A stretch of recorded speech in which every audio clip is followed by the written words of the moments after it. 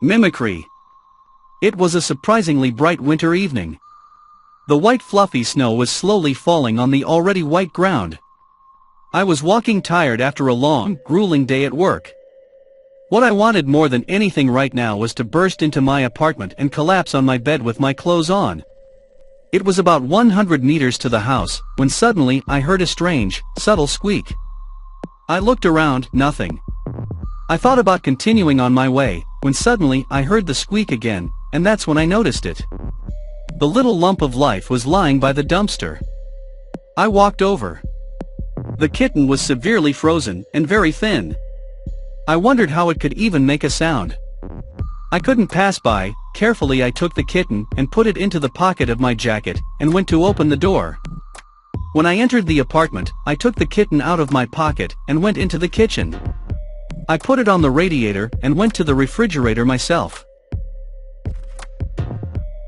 I must say that at home I already had a cat Stepan, so as soon as I opened the refrigerator he immediately ran into the kitchen without noticing our guest. I got milk and poured it into a saucer, went over to the radiator, and put it there. My guest immediately perked up, getting up on his thin, stick-like feet. He walked over to the milk and began to lap it up. And only here I could see the kitten properly. It was red with white spots. Green beady eyes were staring at me. In spite of his size, his eyes were beautiful and deep. There was something special about them, something you could not see in the eyes of other cats, and, by the way, it was a cat. There was something about them. No, it couldn't be. There was a kind of strange, distant aggression in them. I didn't see it as much as I felt it. I felt uncomfortable. I put it down to fatigue, and continued to look at the cat. Stepan approached us, and the four-legged man began sniffing each other. To my surprise, Stepan, a harmful character, accepted the newcomer very well. While our guest was emptying his bowl, I began to think of a name for him, but I decided to put it off for later. After drinking all the milk, the kitten curled up in a ball and began to fall asleep. I decided to lock him in the kitchen for the night, so he wouldn't make a mess, and I went to bed myself. Since tomorrow was Saturday, I decided to devote it to the foundling. I changed my clothes, brushed my teeth, and turned off the light. I slept restlessly, having nightmares all night long, with vague images, shadows. All sorts of stuff. In the morning I woke up surprisingly alert, and in a good mood. The first thing I decided to do was to check on our guest, and went into the kitchen. The kitten was sitting on the floor looking me in the eyes. "How are you? Not raging in here?" I said as I looked around the kitchen. Everything was in perfect order. After breakfast I decided to watch TV, not that I watch it often, but some shows are really interesting. Suddenly, I got a text message on my phone. I looked it up. A message from my buddy Sanja. "Listen, can I come over to your place? At the same time I'll go to the shop for some halva, and we'll drink tea." "Okay." I answered, wondering what Sanyak would say about my new friend. By 8 o'clock in the evening there was a knock at the door. It was Sonia. We started to drink tea, and at the same time we discussed my find. He was quite good at estimating the cat, though he was indifferent to animals. "Listen, Sonia, maybe you can help me think up a name? I keep thinking, I can't think of one." Sonia thought about it and answered, "Kesha." I thought about whether the name is suitable for parrots. Cat said, "You know, and I think it sounds good." In general, the cat was named Keisha. Sonia decided to stay at my place for the night, because there was no point in him walking back in such darkness. Our neighborhood is full of drunks. A week ago a guy was beaten to death, so in the evenings there are almost no people on the street. By 11 o'clock I had locked Kesha in the kitchen, set up Sana's couch, and settled down in a folding armchair. I reclined the back to 180 degrees, laid a pillow and began to fall asleep. Sanyak was already snoring away. I woke up to footsteps in the room. It was Sonia. "What are you doing here?" "It's 3 a.m. I'm thirsty. I'll go to the kitchen and come back, go to sleep," he answered. I began to fall asleep again. Minutes passed, but Sonia still did not appear, although it should have been long ago. I thought, well, maybe he went to the toilet, who knows? 5 more minutes passed. There was no sound coming from the kitchen and Sonia was still gone. Then I couldn't take it anymore. I got up from my chair and went into the kitchen. I decided to sneak up on him and see what he was doing. Slowly, I opened the kitchen door and walked in and was surprised. There was some kind of commotion on the floor. Abruptly turning on the light, I shouted, "What are you doing here? You're stealing." I froze, unable to draw a breath. Sonia was lying on the floor, and there was a pulsating, hairy mass on his face, in the shape of which I could see Kesha. Except it wasn't Kesha anymore, it was something else. Its head, if you could call it a head, literally sank into Sanja's face. The cat had unnaturally long paws, and one of those paws was glued to Sanja's neck. The skin on her neck could be said to have fused with the cat's paw. From the two of them came some clucking and gurgling. The whole kitchen was splattered with a strange, yellow slime. And then the edge of his eye, the one that hadn't fully sunk into Sana's face, turned sharply in my direction. The creature noticed me and made a strange sound, followed by a crackling and rumbling sound.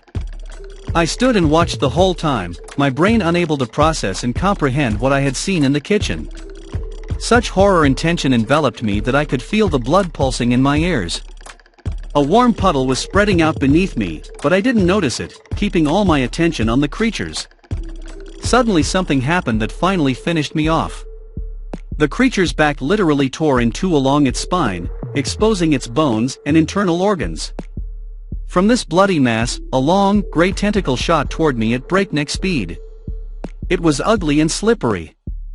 There was a hole at its end, flanked by some kind of fangs. And then I suddenly came out of my stupor. But it was too late. The tentacle had jammed into my ankle. I was pierced with pain, bleeding. A strange sensation ran down my leg that I had never felt before.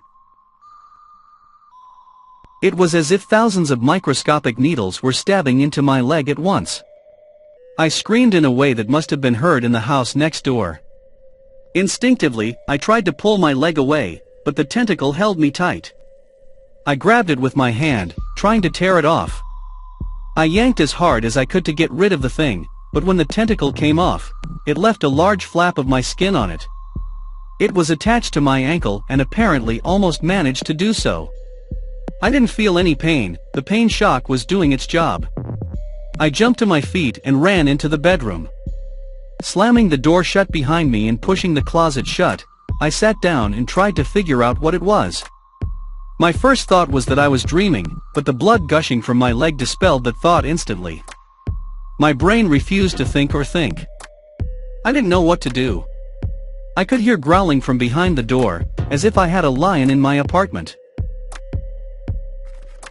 Tears streamed down my face, they were real tears of hopelessness. I passed out. While I was unconscious, I saw very strange but realistic visions. I dreamed of space, of some blue planet. I dreamed of stars and mists and deserts. I woke up already on the floor, with 9 a.m. on the clock. There was blood all around me. The first thing I did was look at the door. It was closed with a closet. There was no sound coming from behind it. My leg didn't hurt anymore, which was very strange. After sitting for a while, I realized it was time to do something. I had to get out of the apartment. I pushed the closet aside and gently opened the door. Everything was quiet behind it. I left the room. The first thing I did was go into the kitchen. There was blood everywhere. But Sanka's body and the creature were nowhere to be found. I also didn't find my Stoepka at home. I was filled with rage. That thing ate him, I thought. Suddenly, I heard a voice.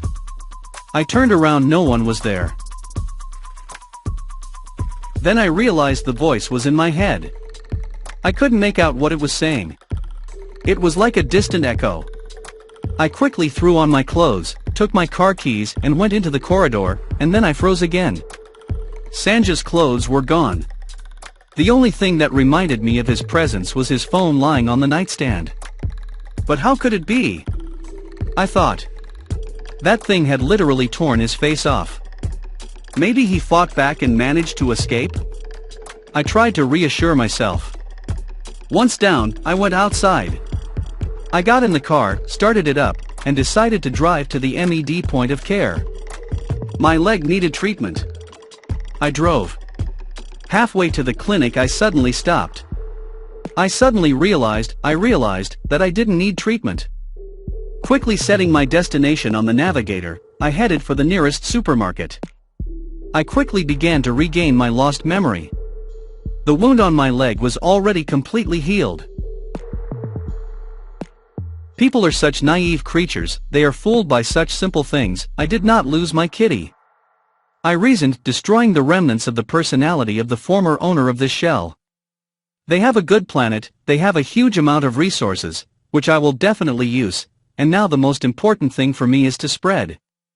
Grocery chains are perfect for this. After all it takes is one physical contact.